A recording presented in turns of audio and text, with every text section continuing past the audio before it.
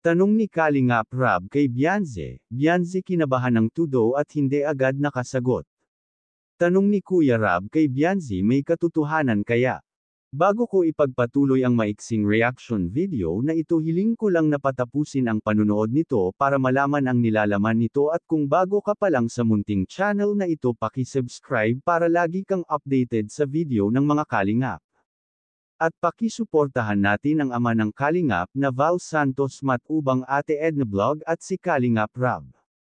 Isang mapagpalang araw sa inyong lahat mga Kalingap at shout out nga pala sa patuloy na sumusuporta sa aking YouTube channel lalong-lalo na sa mga viewers natin na walang sawang nanunood at sumusuporta, maraming salamat.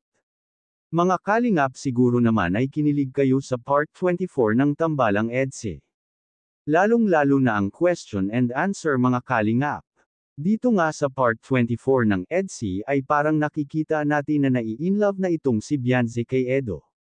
Dahil kung mapapansin natin sa tuwing uungkatin ni Edo ang panliligaw nito kay Beyonce, laging sinasabi ni Beyonce kay Edo na huwag na daw itong magsalita at kinakabahan daw siya.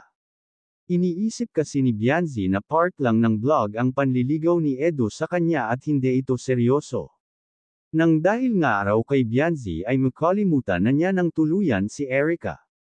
Dito nga sa question and answer sa dalawa may isang tanong si Kalingap Rab kay Beyonce na hindi nito kayang sagutin. Ang tanong kasi ni Kalingap Rab ay kung lumalabas sila ni Edo off cam.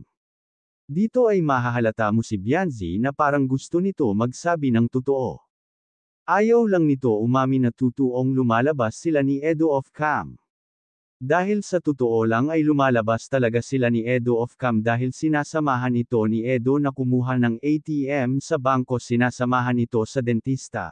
Kaso lang pag inamin kasi ni Beyonce na lumalabas sila off-cam ay baka kung ano ang iisipin ng tao, kaya pinili na lang nito na kumain ng kalamansi, pero kung makikita natin ang titig ni Beyonce kay Edo ay parang nagungusap. Hanggang dito na lang muna ang update ko mga Kalingap, maraming salamat at God bless sa inyong lahat.